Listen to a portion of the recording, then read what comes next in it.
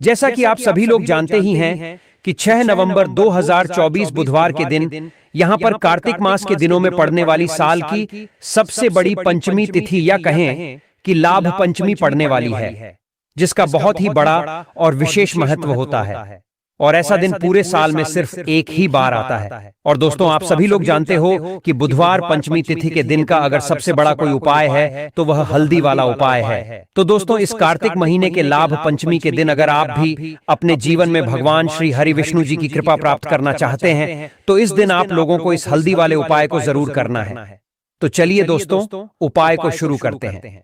देखिए, यह कार्तिक मास की पंचमी तिथि का जो दिन है यह इतना खास होता है, इतना महत्वपूर्ण होता है कि कई बार बड़े बड़े पूजा पाठ, अनुष्ठान, यज्ञ साधना से जो हमारी मनोकामना पूर्ण नहीं होती, वह इस दिन एक छोटे से उपाय को करने से ही आपकी वह मनोकामना पूर्ण हो जाती है। और बहुत सारे लोगों ने इस उपाय को किया भी है और उनको इस उपाय को करने का फल भी जरूर मिला है। अगर आप लोग भी इस उपाय को करना चाहते हैं तो आप इस उपाय को पहले अच्छे से समझ लेना, सुन लेना, उसके बाद करना। आपको इस उपाय का फल जरूर मिलेगा।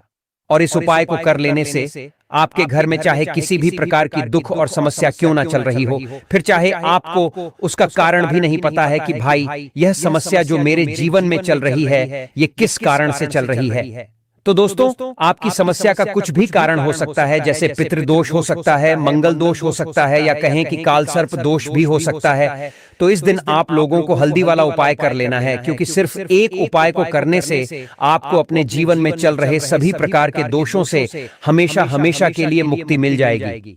तो चलिए अब उपाय के बारे में बात करते हैं, लेकिन उससे पहले आप लोगों को यह जानना आवश्यक है कि आखिर यह उपाय किस समय करना है, किसको करना है और कैसे करना है।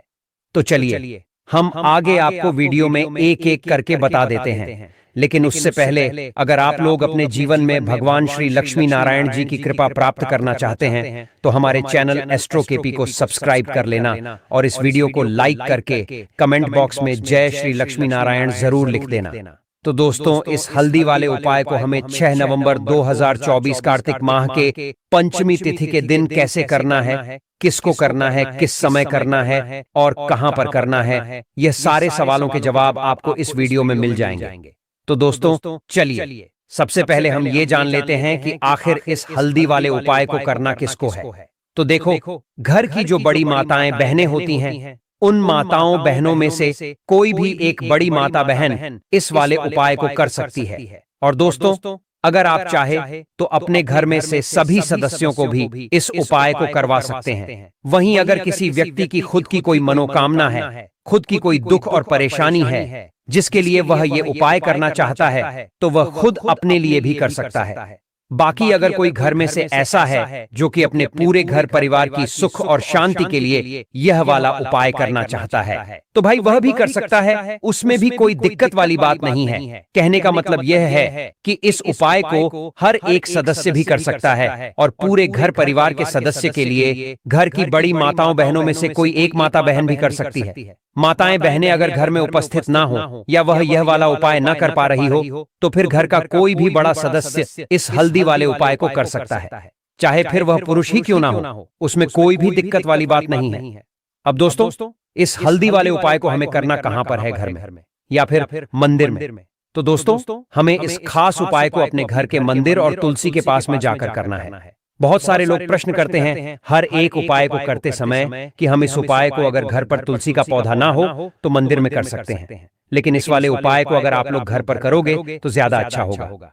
उसके बाद में दोस्तों, जो अगला प्रश्न निकल कर आता है वो ये आता है इस उपाय को लेकर कि आखिर इस उपाय को हमें किस समय करना है, सुबह के समय करना है कि शाम के समय करना है। तो देखो, इस वाले उपाय को आप लोग सुबह के समय भी कर सकते हो और शाम के समय प्रदोष काल में भी कर सकते हो। अब अगर आप पूछो कि भाई सबसे उत्तम समय कौन सा रहेगा इस एक चुटकी हल्दी वाले उपाय को करने का, तो हम आपसे बस यही कहेंगे कि इस उपाय को आप शाम के समय करेंगे तो ज्यादा बेहतर होगा। बाकी अगर सुबह के समय भी करेंगे तो भी अच्छा होगा, उसमें कोई भी दिक्कत वाली बात नहीं है। तो अब दोस्तों, जो अगली सबसे बड़ी और महत्वपूर्ण बात आती है वह यह आती है कि सुबह अगर हम उपाय को करेंगे तो हमें कितने बजे से लेकर कितने बजे तक के बीच में करना है, और शाम के समय प्रदोष काल में करेंगे तो हमें कितने बजे से लेकर कितने बजे के बीच में करना है। तो देखिए दोस्तों, सुबह जितनी जल्दी हो सके आप उपाय को करने की कोशिश करना। बाकी अगर किसी कारणवश लेट भी हो जाओ, थोड़ी देर भी हो जाए, तो 10 या 11 बजे तक भी आप उपाय कर लेना,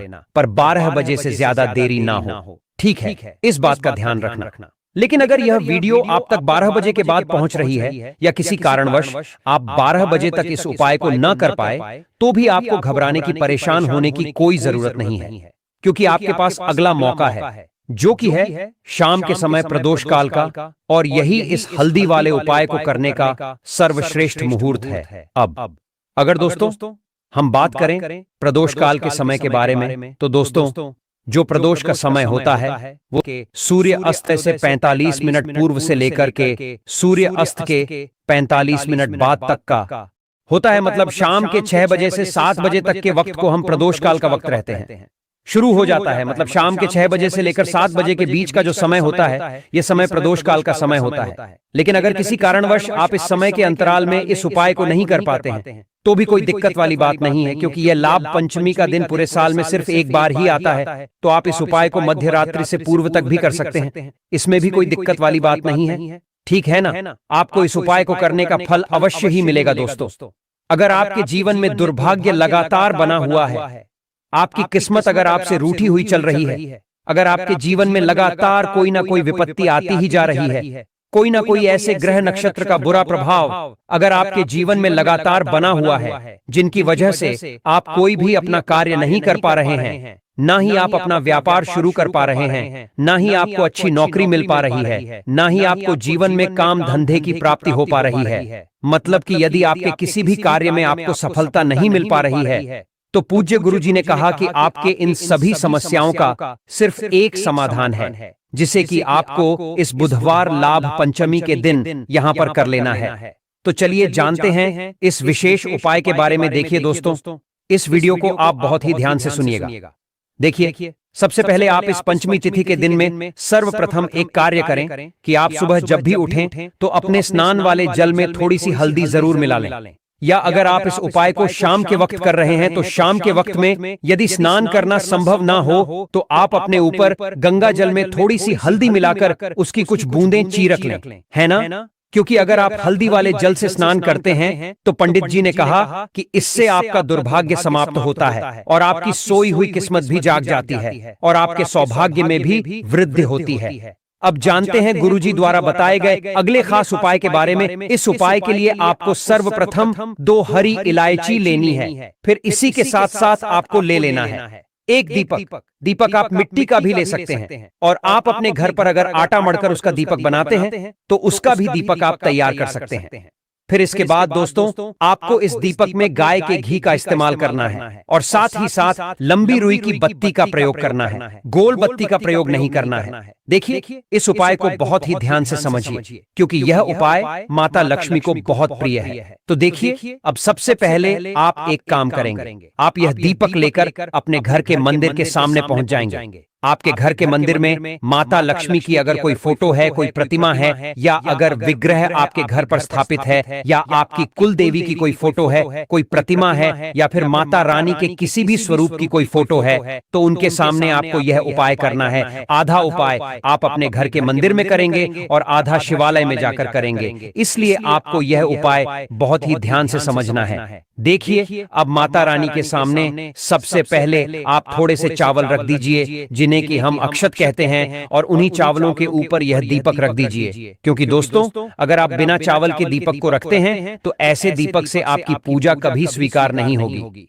ठीक है? फिर आपको इस दीपक को रखने के बाद इसमें थोड़ी सी आप पिसी हुई हल्दी डाल दीजिए। उसके बाद आप यह दीपक प्रज्वलित कर दीजिए, और वहीं दीपक के सामने बैठकर, यानी माता रानी के सामने बैठकर, आप कम से कम 11 बार या 21 बार या 51 बार या 108 बार, जितना भी आपका सामर्थ्य हो उतनी बार आप ओम धनदात्री नमः इस मंत्र का स्मरण कर लीजिए।